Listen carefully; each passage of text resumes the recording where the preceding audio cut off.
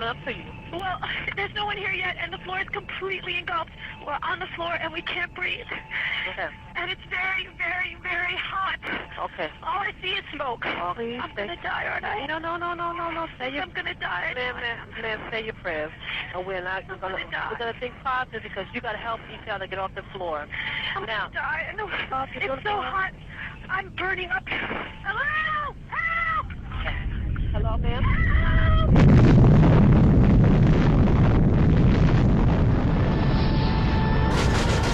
Osama bin Laden is the world's most wanted terrorist. Many to first place of bin Laden's terrorist organization, Al-Qaeda, the most feared terrorist and punish those responsible. Punish. It's a vast empire. I want justice. And there's an old poster out west, as I recall, that said wanted, dead or alive. If you go to the FBI website, they've got Osama bin Laden. And if you go to Osama bin Laden's webpage on the FBI most wanted terrorist list, you find that he's been indicted for the 1998 attacks, but not for 9/11. And in fact, a number of journalists called up the FBI and said, well, look, why have you not connected bin Laden to 9/11? And they said, well, I'm afraid we just don't have the evidence.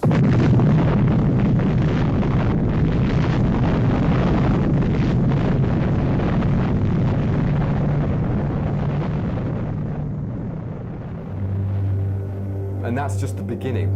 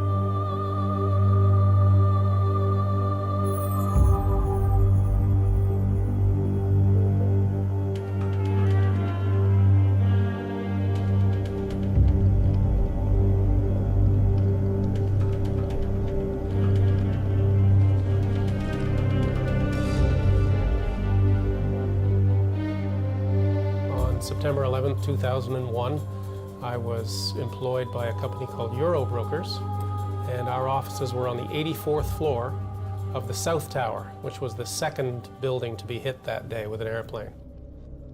And I was working away at my computer, and at 8:46 in the morning, there was this loud boom.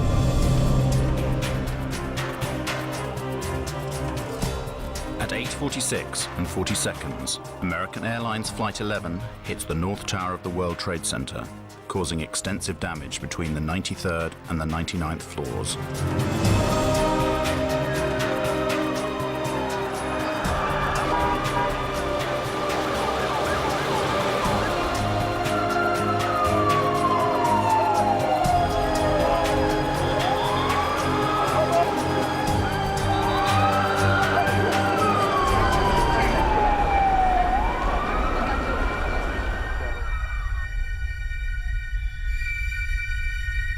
And the announcement from the Port Authority came, "Your attention please.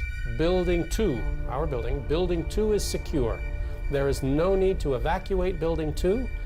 And 2 or 3 minutes later, I started talking with one fella named Bobby Call. And Bobby told me that he had been down about 8 floors, 10 floors, heard the announcement, and had come back up. And as he was telling me this, boom, boom, this double explosion, and our building shook. At 9:03 a.m., United Airlines Flight 175 hits the South Tower.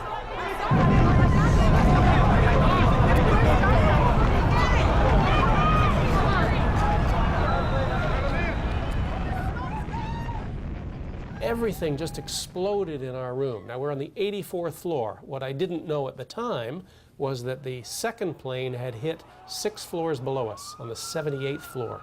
So we're 6 floors above impact.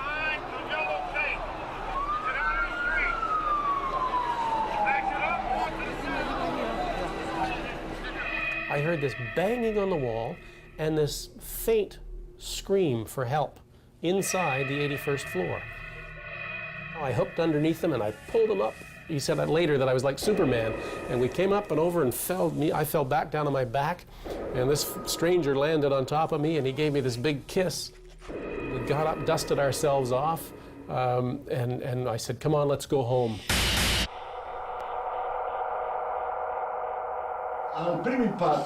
The two towers shake considerably with the first impact, but they immediately return to their original structural position. Why? Because they were specifically designed to do this in the event of a plane crash.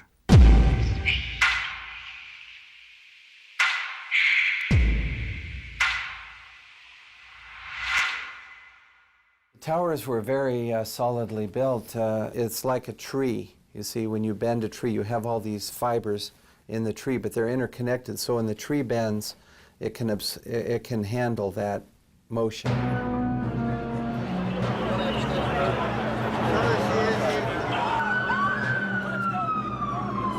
Nevertheless, 56 minutes after Flight 175 strikes the South Tower, it suddenly collapses in on itself.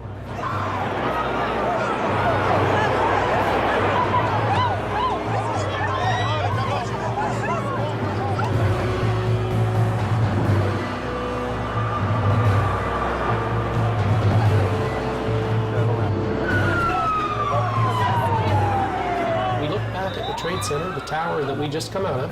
We started to see it, boom, boom, boom, boom, move. And we stared in disbelief as this took about 8 or 10 seconds for the whole tower just to go straight down and dissolved into its own ash.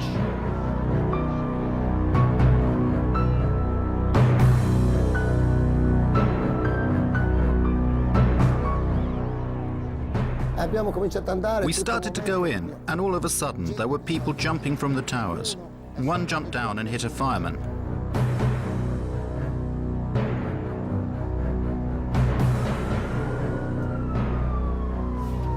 At 10:28, the North Tower also collapses.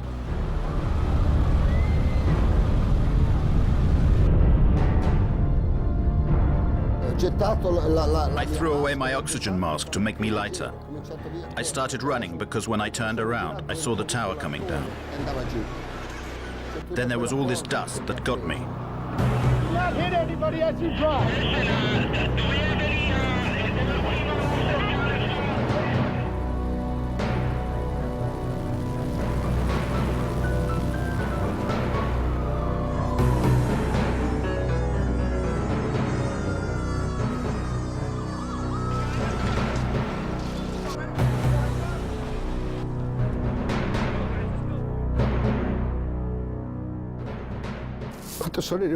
When I got home, all my family was waiting for me. And I was lucky to come back to my family. All my friends, they never came back.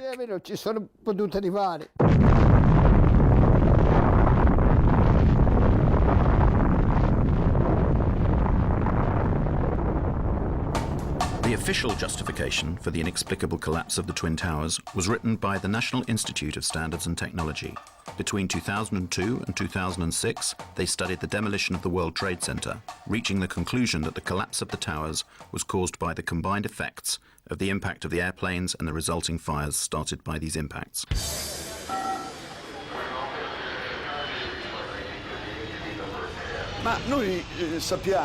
We have been told by the very people who designed and built these towers that they should have resisted the impact of more than one airplane. We have to ask ourselves, did the engineers and architects imagine that airplanes could crash into the towers without any fuel? Perhaps they thought that the airplanes could get there by just blowing in the breeze. Never before or after 9/11 have steel frame towers collapsed due to fire. Nel 2005 a Madrid. In 2005, there was a fearsome conflagration in Madrid. A skyscraper went up in flames. It was a huge torch that kept burning for 20 hours. 20 consecutive hours. But in the end, the load-bearing structure remained intact. The skyscraper did not fall down.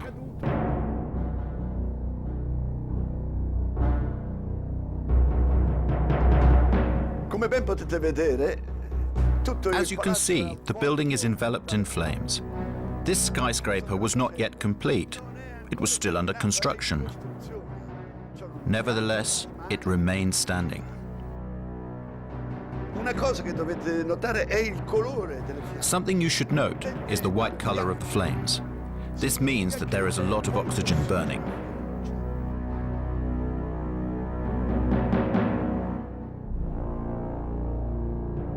Per quanto riguarda invece le fiamme, If you look at the flames coming from the two towers in New York, we can see instead that the flames are dark red and the smoke is black.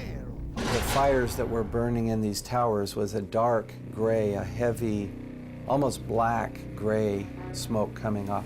This implies an oxygen-starved fire. ebbene, ciò nonostante, Nevertheless, 55 minutes later, the whole tower collapses.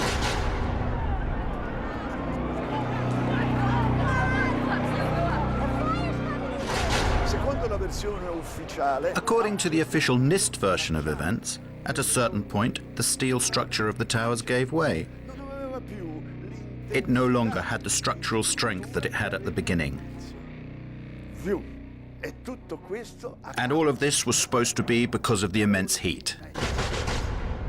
E qui c'è qualcosa che suona strano. And here is something difficult to explain. We know that at some point certain people managed to walk down from the top of this tower Attraversando and cross the point where the fire was strongest. violenza per quanto riguarda Somehow they reached the bottom of the tower. giunto fino in fondo. How did they manage to do that? I don't know. When I looked down there, I didn't see flames. I just sensed that it was the right thing to go and try and test it. We would go as far as we could until we were stopped by flames. And when we came to the 78th floor, the last layer was standing, but it was cracked. And there were flames licking up the other side of the wall like this. It wasn't a roaring inferno. I sensed that the flames were maybe starved for oxygen right there, you know, in the interior. We kept going, and we got onto the 74th floor. When we got down that far, normal conditions. The lights were on, fresh air coming up from below. So the temperature inside the building was not particularly high, as we can see from the presence of this woman who is standing at the precise point where the plane impacted.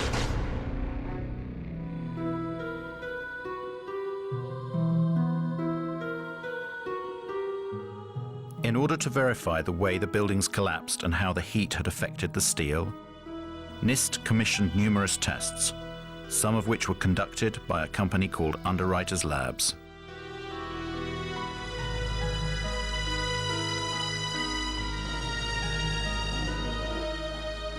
And Kevin Ryan, he's the former employee from Underwriters Laboratories who challenged the NIST report.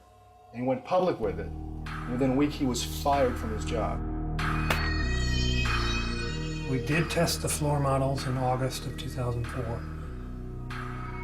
And those tests disproved the primary theory behind the collapse of the buildings. It was called the pancake theory.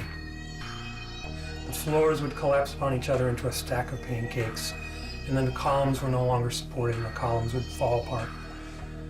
Well, the floor models didn't collapse in the tests, and these were in furnaces. You know, testing furnaces, much hotter temperature, longer periods of time. They still didn't collapse. So, yeah, a few months later, the government put out an update on their report. And they stated not only that the floors did not collapse, but they had done tests on the few samples they had saved from the fire zones. And those tests proved that the temperatures were very low.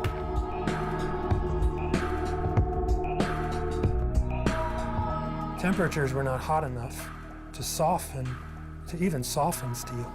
And yet, they're coming out with a summary statement that says that's what actually did happen, that the floors did collapse and the steel did soften.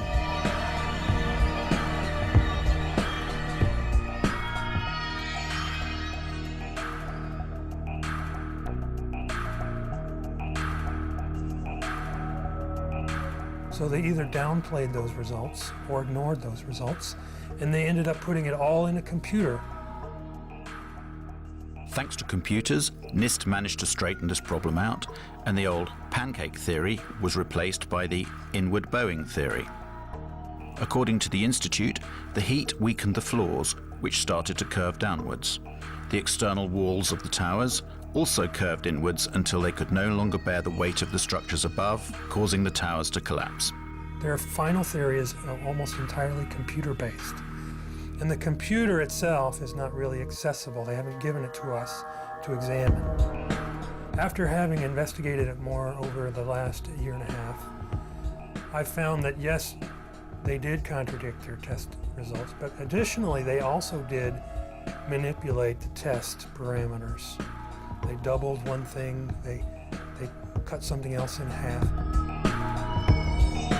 For example, their story says that aircraft combustibles were at 13 tons in the aircraft cabin.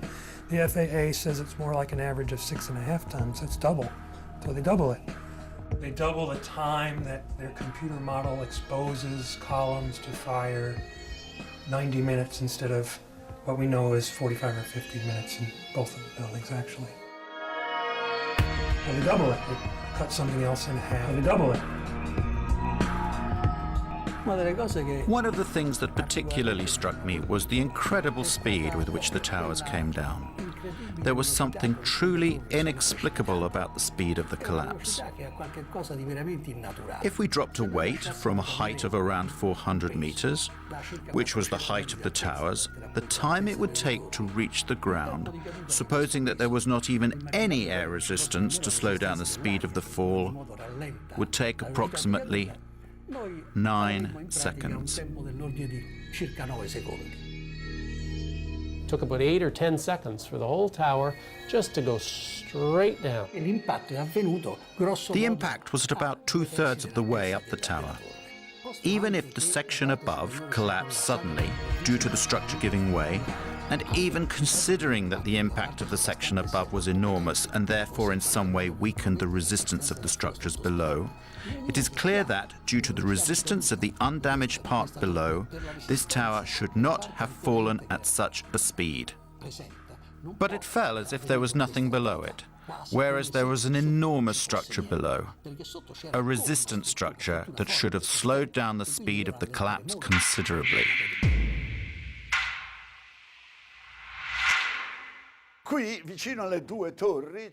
Here, close to the two towers, there was another large tower, which was hit by the debris from the tower that collapsed.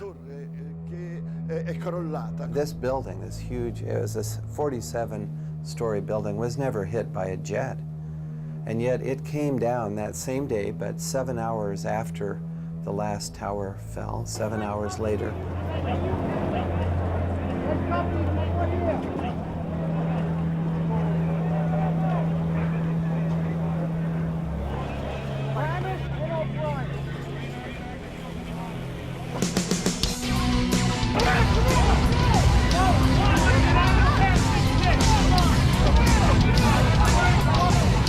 Measure the time of fall.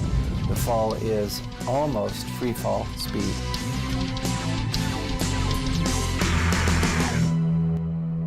The collapse of the North Tower inflicts some damage to Building 7, causing fires to ignite on a few floors. Even the official version admits that fire has a low probability of causing the collapse. But why does total collapse take place? And why does it occur at free fall speed? As I saw the collapse of World Trade Center 7, I realized this was something that needed to be studied and could not be ignored. Building 7 and the Twin Towers share one utterly bewildering similarity: the presence of molten metal found in the debris of all three buildings weeks after the collapse. Is this molten metal that we have now studied at length that came from these buildings and existed then in pools underneath the rubble of all three skyscrapers, both towers and Building 7. A metallographic analysis was conducted by a specialized institute that examined the structure of a girder taken from ground zero. Quando sono state sfilate queste travi, la parte che era sotto le macerie pare.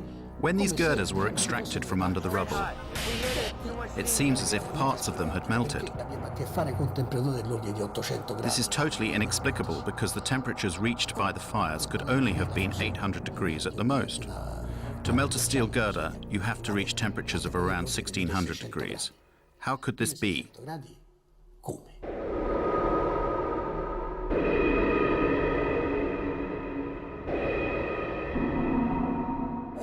At a microscopic level, if you examine the granular structure of the steel, one can detect the presence of an element that should not normally be present, and it is there in substantial quantities. It is sulfur. We're quite sure now where this molten metal came from. It comes from a material called thermate, which is aluminum powder, iron oxide, and sulfur. The temperature is so high that steel melts. It could only melt if the temperature reached over 1000 degrees in a few seconds. The use of thermite could certainly have caused the fusion apparent in the steel beams. You see, the presence of thermite now in these buildings to bring them down implies that someone had to place the thermite near the steel columns in order to cut through the columns. I have interviewed a demolition expert, and he said this is what they do. They set explosives. They can use radio control to initiate the firing of the explosives. They have to be done in a sequence in order to get the building to come down rapidly and straight down. A controlled demolition.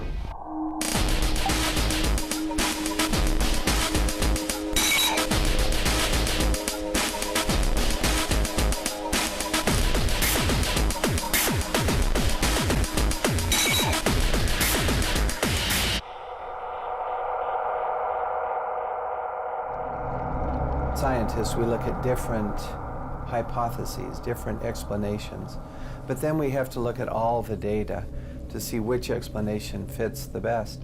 You have to incorporate all the picture.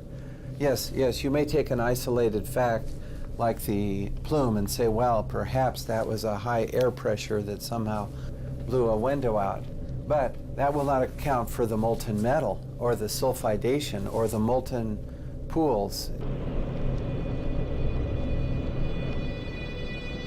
When the South Tower collapsed and blew into my apartment directly across from the World Trade Center, I saved the dust. I gave it to Stephen Jones. The dust that was provided by Mrs. McKinley is very interesting because it's like a snapshot of the residue being produced by the tower during its collapse. It's perfect. Now we look in the dust and we see metal droplets. And when I saw that, I thought, whoa. This is what I expect from thermite because I've done a number of thermite experiments and you get small metal drops being thrown out in all directions. And this is what we see in the dust now, these little metal drops. We also see barium. This is very interesting because barium nitrate and sulfur are part of the military patent on what is known as thermate. This is thermite with sulfur and barium nitrate added to make this material cut more rapidly through steel. Now, barium is a very toxic metal, so one would not ordinarily expect this to be present in the large concentrations that we see. So the fact that we see it in these and in the dust is a very strong indication to me that the military form of thermite that has been used. The turned out that literally dozens of firefighters and emergency medical workers had given testimony that they had heard 1, 2, 3, 7, 8, some said 10 explosions going off in the building. Some of the people in the buildings reported that they were banged around and knocked downstairs by explosions. Other people testified to seeing flashes, and many of them said, it looked just like on TV when we see them bring down buildings with explosions. We saw the flashes, we saw the demolition rings, we heard the sounds. I worked there for 20 years and I was a janitor, the person that cleaned all the floors. The building has 6 up-levels of basement. The support companies for the cleaning of the World Trade Center were located on Big 1. While I was there at 8:46, all of a sudden we hear boom, an explosion so hard that pushed us up. When I went to verbalize it, like 6 seconds after, we hear that boom, that impact all the way on the top. So 2 different events, and at that very moment when I said, oh my God, a guy comes running into the office, and this guy had his hands extended, both arms like this, and his skin was pulled totally from both arms, and it was hanging from the top of the fingertips like it was clothing. And I thought at that time that it was clothing. And when I went to say something, I realized, I looked at his face, I realized that he had missing parts of his face. He had, on that particular day, the only master key. He went up with a master key, unlocking door after door so firemen could get in, and he himself, I think he said, brought out 15 or 20 people. So I started opening the doors of the stairwells so people could escape. Willie was made a hero, and he was at the White House, and we have a picture of that, of George Bush honoring Willie Rodriguez for being a hero. We hear boom, boom, boom, different explosions. And I asked the fire department, he said, what is this explosion? And what they said was, maybe it's the gas tank from the kitchen. No, the kitchens were all electrical, so that didn't make any sense. I heard a loud explosion, an explosion that I had never heard in my whole life, an enormous explosion. My ears were hearing loud explosions at ground level, very mysterious. Explosions that seemed to be at ground level as opposed to high in the air. There's no question in my mind that those buildings, based on the law of physics, could not have collapsed without the assistance of a bomb. No! When I hear another explosion, no! I think it's a bomb. Willie has taken the really 180% turn of events, saying here that President Bush, who had honored him being a hero, he's named on this lawsuit as accusing Bush and Cheney and Senior Bush and others of murder. And he's not doing it for any monetary gain because this has just cost us everything. Willie lost his home, lost his job. Right now, his goal is to find out the truth.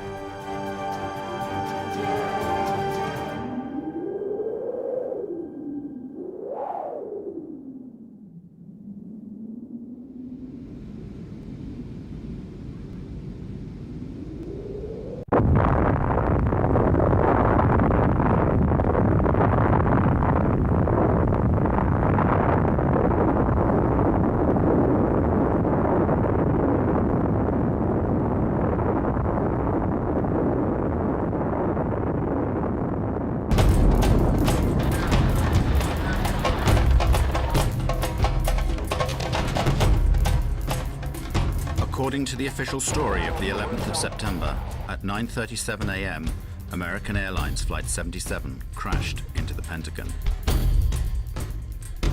This rare footage shows the scene immediately after the impact, an hour before the entire structure collapsed.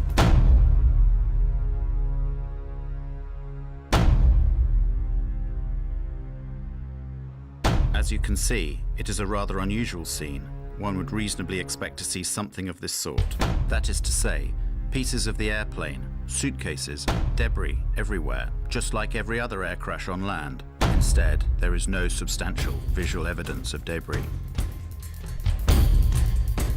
I have been on some accident investigation sites in the Air Force, and I have never come across any accident scene where there's no telltale evidence of the airplane that crashed. Here we have airplane sites, crash sites, that give zero evidence. Where did the aeroplane go? Did it break up against the wall of the Pentagon? If it had done so, thousands of parts of the plane should have been scattered all over the disaster zone. You know, things like engines and landing gears, brakes and tires are very difficult to destroy. Very difficult, because they're made out of very high-tempered steel, and I don't believe the airplane could be made to go fast enough to pulverize those things. I've never seen that happen before. You look around, there's a 16-foot hole for an airplane that's 100 and some feet wide.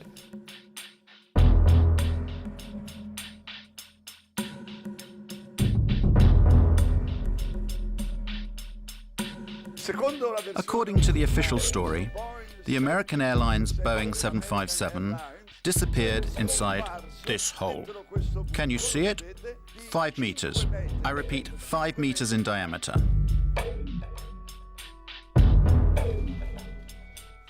Let's make some calculations. A Boeing 757 is, including its wingspan of course, 38 meters wide. And including the rudder or the tail fin, it is 13.5 meters high. To get all of this huge aircraft into a hole 5 meters wide seems rather implausible to me. In this picture, we can see a row of windows on this side and another row on that side. They should have been smashed and destroyed by the wings, and instead they're intact. These windows aren't even broken. For years, the military refused to answer the questions of an increasing number of people who rejected the official version. When the French journalist Thierry Meyssan published the book The Incredible Lie, utterly surreal explanations were put forward to shut the detractors up. One of these maintained that the airplane had been vaporized by the speed and the force of the crash.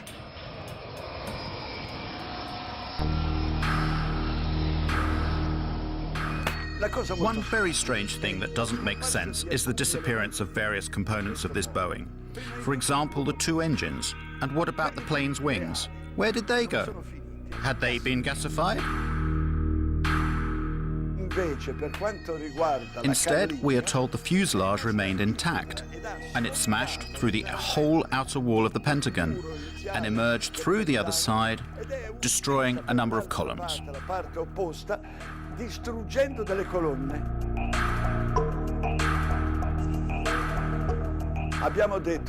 The most solid part of the airplane is, without any doubt, the engines.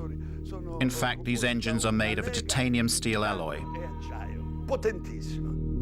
It is so tough that it doesn't even melt at 3,000 degrees centigrade. Well now, in this wall we should be able to see, if nothing else, the holes made by the 2 engines that smashed into it. No, there is no sign of them. The 2 holes that we'd expect to see are not there. And there's no indication of the wings hitting anything at the Pentagon? Like you had at the North Tower? You can see the outline of the aircraft, the 25-degree bank angle. You can clearly see the outline of the number 1 engine, fuselage, the number 2 engine. It's a 25-degree bank. The wing dihedral is up in flight, and you can clearly see the outline of that airplane. But you can't find anything like that in the Pentagon. You can't find anything like that in the Pentagon. These inconsistencies have created more and more difficulties for the proponents of the official version. So, while the military kept silent during this debacle, various photos of airplane debris found on the external lawns and along the supposed route of the airplane within the building started appearing in newspapers and on the web. Va bene, niente gassificazione. Very well, they admitted there was no gasification, but another theory was immediately put forward. It suggested that in order to enter a hole 5 meters wide, at a certain moment, the airplane somehow closed up its wings, just as dragonflies do. The plane entered the hole. Oh look, there they are. The engine and the other pieces of the plane were found there. One of my experiences in the Army was being in charge of the Army's imagery interpretation for scientific and technical intelligence during the Cold War. I measured pieces of Soviet equipment from photographs. It was my job. I look at the hole in the Pentagon, and I look at the size of an airplane that was supposed to have hit the Pentagon. The plane does not fit in that hole. So what did hit the Pentagon? What hit it? Where is it? What hit it? Where is it? What's going on?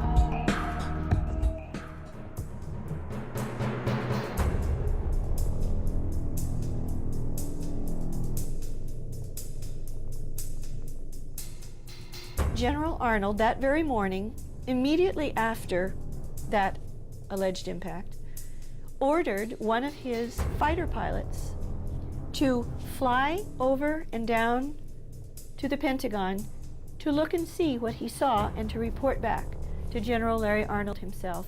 At that time, Major General Larry Arnold was Commander of Aviation at NORAD, North American Aerospace Defense Command, in charge of protecting the United States and Canada. His fighter pilot reported back to him that there was no evidence, zero evidence, of an impact of a plane at the Pentagon.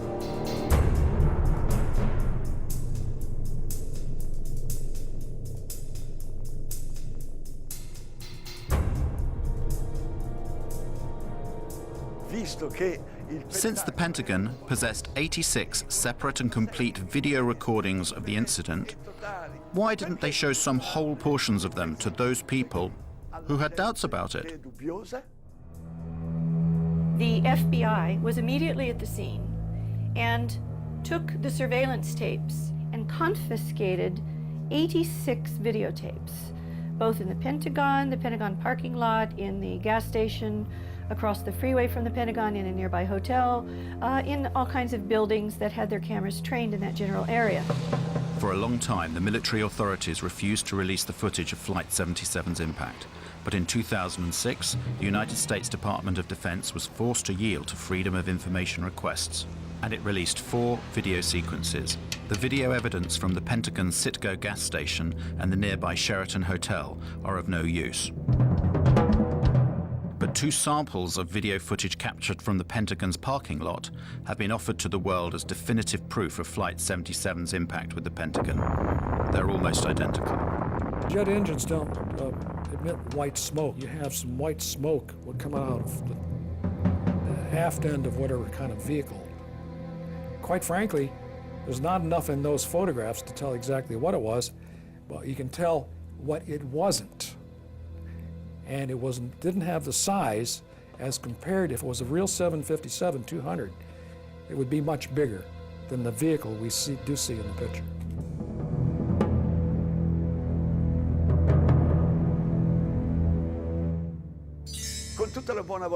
With the best will in the world, can you see an airplane here?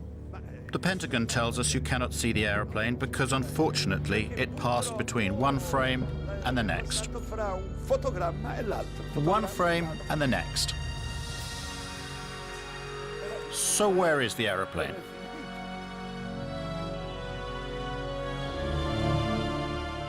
According to FBI agent Jacqueline Maguire, as you can see in this affidavit, only one camera took pictures of the scene, and those are the frames that we've already seen.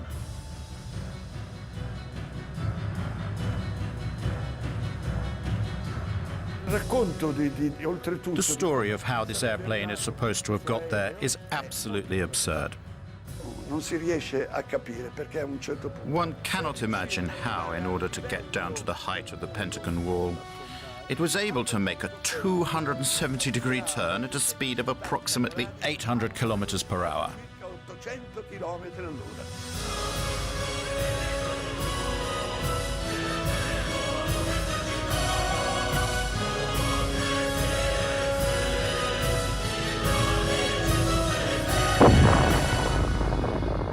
That is a really difficult maneuver.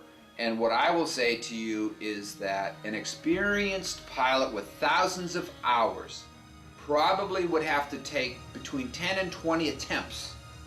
Skilled, thousands of hour pilot, probably 10 or 20 times before they would be able to pull off that maneuver. 757 is not designed to do that. 757 is designed to be basically a cruise ship in the sky. It's not acrobatic, so you just can't do that with one of those big airplanes. The air traffic controllers at the Dulles Approach Control, when they saw this target come in and make this turn, they said, oh, that's a fighter. Because military fighters can do that, okay? And military fighters with autopilots and being flown remotely, they have the structural capability. They are designed to be able to be that acrobatic.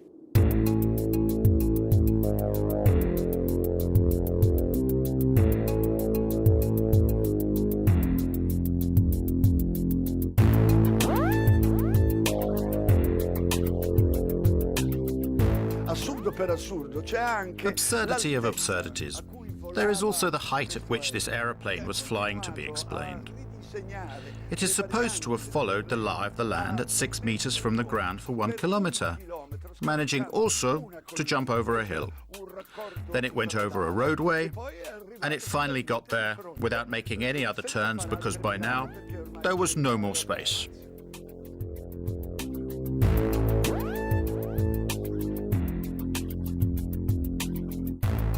Have the airplane, the story has the Flight 77 was going 530 miles an hour, 460 knots, and it can't go that fast on level flight, down that low.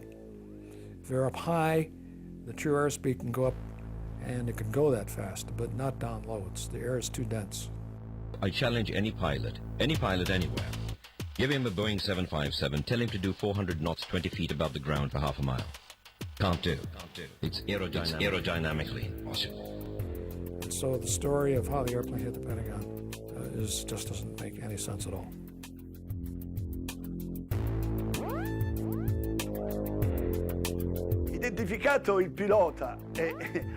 After Hani Hanjour, the plane's pilot, had been identified, his flight instructor declared that his student was not even able to fly a small single-engine aeroplane. These guys didn't have the experience to make that kind of maneuver, even if the airplane could fly that. The man could not fly at all. There's no way you could possibly come out of a 172 and fly a jet that you've never flown before. That's like showing me how to carve up a Christmas turkey and then say, go make a heart transplant.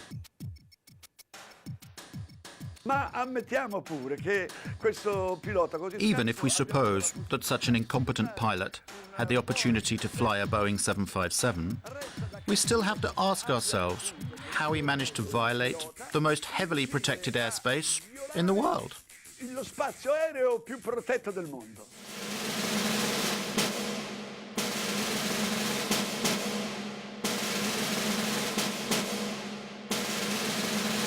No untracked aircraft get near the Pentagon and near the White House. It just doesn't happen. In Washington, D.C., we have one of the most restricted airspaces in the world. It's called P-56. It has a separate radar tracking system and a separate military response system. P-56 is that restricted airspace that is around the Pentagon and the White House, and it is a highly, highly, highly sensitive area. There are supposed to be no unknown aircraft that can go through there. That has an air defense identification zone in a 50-mile radius around D.C., and then it has a protected zone 17 miles around the Washington Monument and an inner protected zone 3 miles around the Capitol. That space is essentially unbreachable. It has to be because of the importance of the buildings there. It's like an aviation no man's land. Nobody goes in there. Nobody. They have F-16 and F-18 jets at Andrews Air Force Base, about 10 miles south of D.C. They also have the 113th National Guard Air Wing at Anacostia Naval Air Station that can send scrambler jets up in a very short period of time. Both are in place that day. Neither one responds at all until after the Pentagon is hit. In addition to that, the Pentagon has its own defenses. If a plane, any kind of a plane, was coming in towards the Pentagon, why didn't the anti-aircraft missiles batteries that are there, why didn't they fire to protect the building? This is, after all, the most heavily protected building on the planet. That craft had to have been a military craft, because only the military craft put out a signal. It's called an Identify Friend or Foe IFF device. And only the military craft would be allowed to approach the building. The two radar systems that the military radars, defensive radar systems, read are a civilian transponder and a military transponder. Military transponder is called IFF. Civilian aircraft do not have an IFF transponder. They are not given that capability, okay? So if there was a 757, American 757 that went into the Pentagon, for example, and it shut off its transponder, it didn't have a military IFF transponder on it. So it was a primary target. It's a primary target going into that airspace, should have been shot down. What I'm describing to you is a breakdown in standard operating procedure by FAA, NORAD, P-56, and the Pentagon, all on the same day, in the middle of, after 9/05, what was known nationally to be a terrorist attack. And it makes no sense. Nobody goes in there. This is, after all, the most heavily protected building on the planet. It just doesn't make any sense at all. The Pentagon symbolizes our military power in the world. And they had hit it. And to this day, nobody knows what they hit it with, whether it was an airplane or whether it was a missile. And our government will never tell us, so we just kept wait for the French to explain it. What hit it? What's going on? There is nobody anywhere at any point in this entire investigation that has said that is positively American 77. They suppose it, they presume it, they assume it, they say this is what we think it is. The controller, Danielle O'Brien, who saw the unidentified blip coming in from the west at a high rate of speed, had no way of knowing what it was.